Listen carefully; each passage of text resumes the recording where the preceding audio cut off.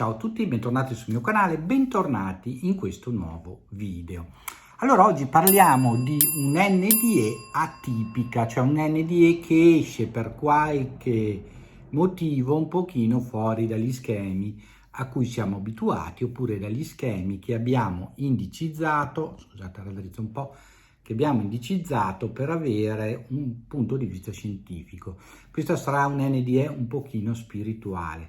L'eccezione è che, come abbiamo parlato dell'NDE di Jung, uno dei due padri, diciamo così, della psicanalisi moderna, oggi parliamo dell'NDE di Stefano Jürgens.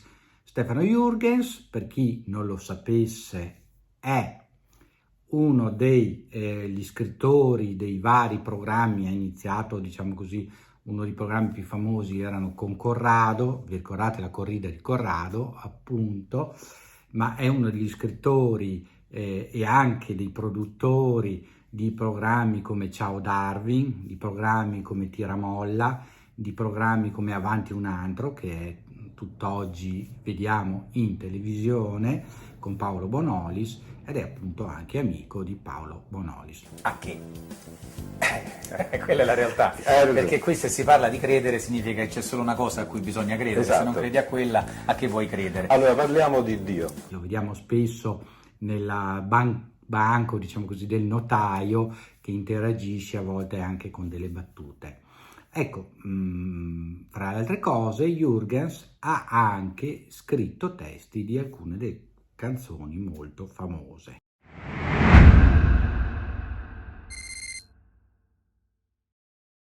Allora, in questo racconto vi farò vedere qualche breve spezzone di una delle interviste fatte a Stefano Jürgens da Cristiano Today, e se volete vedere l'intervista completa andate sul canale YouTube appunto di Cristiani Today, almeno questo è il titolo del loro canale. E non posso mettervela tutta perché ovviamente è un loro contenuto e quindi dovete rivolgervi al suo canale, però siccome lì è un'intervista a tutto campo, io voglio parlarvi in particolare della sua NDE. Quindi partiamo con il racconto. Il racconto inizia quando lui comincia ad avere dei brividi di freddo, spossatezza, e quindi per un po' di giorni resta a casa prendendo del semplice paracetamolo, antinfiammatorio, tachipirina, novalgina, un po' questi prodotti qua, pensando che fosse un'influenza o un raffreddamento. Se non che questa situazione peggiora. Questi brividi aumentano sempre di più, sono continuativi, e a un certo punto Stefano Jürgens viene, o comunque si sente mancare. Non ha la percezione di quando viene portato, quindi trasferito da casa all'ospedale, e gli viene fatta anche la tracheotomia, quindi viene intubato e solo lì ha un attimo di ripresa. Di percorso, una malattia che mi ha portato in coma, e i tubicini, eccetera, eccetera. Ogni sera, ogni notte dicevano ai miei familiari che non avrei passato la notte. È venuto anche un prete che mi ricordo che mi abbia dato una tipo estrema unzione, così. Un attimo di ripresa, mentre è così in questo stato di spossatezza in cui non riesce neanche a parlare perché appunto è intubato, riceve l'estrema unzione e lì capisce che a breve morirà, ed è molto angosciato. Nel suo racconto proprio si dice che è molto angosciato, anche perché capisci che a breve morirai e non puoi neanche esprimerti, non puoi. Il primario dell'ospedale che lo sta seguendo dice anche: mi hai messo in una situazione imbarazzante, io dicevo così perché non sappiamo più cosa fare. Non capivano che tipo di batterio o di virus l'avesse colpito per ridurlo in questa situazione. A un certo punto lui si sente venire meno, non ce la fa più a respirare, pensa di dover fare l'ultimo esalare l'ultimo respiro e chiude gli occhi. Dice che poi lui lì è entrato in coma, però lui riapre gli occhi e vede una luce gioiosa, una luce che gli viene incontro.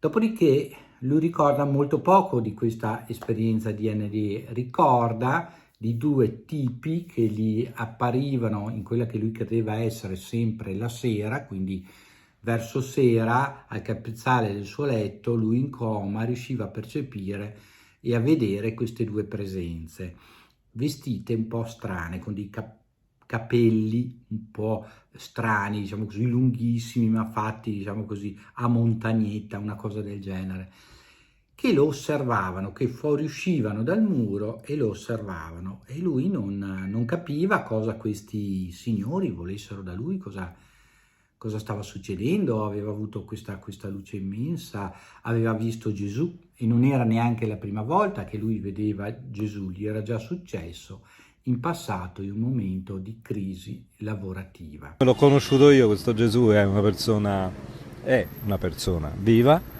ed è una persona spiritosa, è una persona che non vive, insomma, soltanto di punizione, anzi è una persona molto buona naturalmente e che capisce e comprende i nostri limiti e le nostre preoccupazioni. E non era, diciamo così, molto convinto di quello che stava succedendo, però Gesù gli aveva detto che sarebbe andato tutto bene, almeno quello che lui interpreta come Gesù. Ovviamente questa, vi dicevo, la vediamo più come cosa spirituale, c'è meno il racconto delle fasi di NDE tradizionali.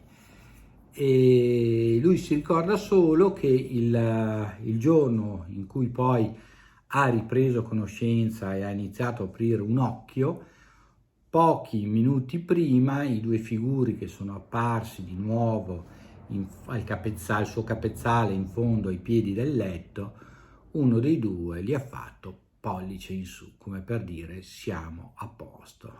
Lui pensava di essere pronto ad andarsene in maniera definitiva e invece si è ripreso, si è risvegliato.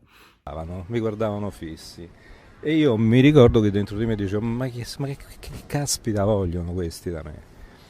Finché tutte le sere sono arrivate, finché il giorno che ho riaperto così un occhio ho visto questo con i capelli lunghi tipo i cugini, ma ancora più alto, ancora che mi ha fatto così con il pollice alzato, e sono spariti e io sono ritornato a vivere.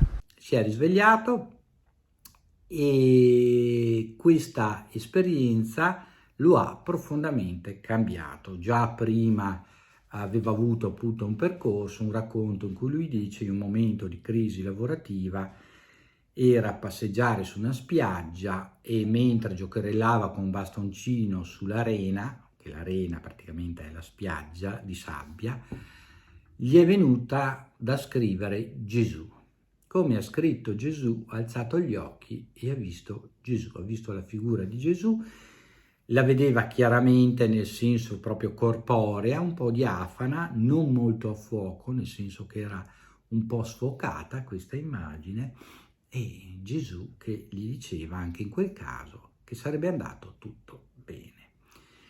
Allora ovviamente qui non abbiamo dal punto di vista scientifico, l'unico punto di vista scientifico è che a tutt'oggi i medici che lo curarono allora non hanno capito né se fosse un batterio né se fosse un virus. Hanno dato una colpa a un virus ipotetico, in quanto l'hanno coperto di antibiotici a ampio spettro, quindi a 360 gradi, e teoricamente se fosse stato un batterio avrebbe dovuto riprendersi velocemente. Comunque le terapie forse hanno funzionato o forse è successo dell'altro. Questo non c'è dato sapere. Jürgens testimonia che ha un ricordo molto vivido di quanto è successo e di quanto nella sua vita di queste piccole cose, queste piccole indicazioni sulla sua vita ne abbia avute parecchie altre. Ecco che questa è la testimonianza di Stefano Jürgens. Nell'andare avanti vi riporterò ovviamente altre testimonianze di persone normali, ma vi porterò anche testimonianze di persone, diciamo così, famose, che non hanno poi la vergogna o il pudore di non raccontare questi episodi che possono aiutarci a capire che l'essere umano è qualcosa di più che non fa la mera presenza fisica. Ci vediamo in un prossimo video sull'NDE o in un prossimo video qua sul mio canale, per gli appassionati di outdoor, di coltelli, per gli appassionati anche di informatica, perché riprenderò con l'autunno anche a parlare di applicazioni sia esse che per Android che per iOS. Mi raccomando, iscrivetevi al canale, vi ringrazio tutti quelli che si stanno iscrivendo, tutti quelli che partecipano qui in commenti, vi ringrazio tantissimo, forza che arriviamo ai 10.000 e cominceremo a fare il day vlog, cioè faremo un video al giorno anche con vari argomenti. Ci vediamo al prossimo video, ciao a tutti da Armando, ciao!